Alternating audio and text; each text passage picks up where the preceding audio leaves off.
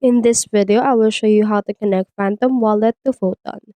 So what you can do is you can just head over right here to this link, which is photon-sol.tiny strong something something. You can just search in here for Photon Crypto in order to find it.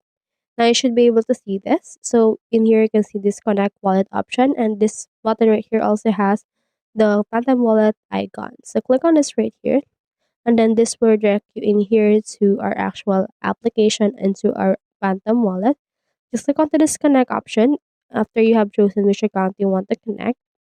And after you have done that, as you can see, you didn't need to verify your wallet ownership.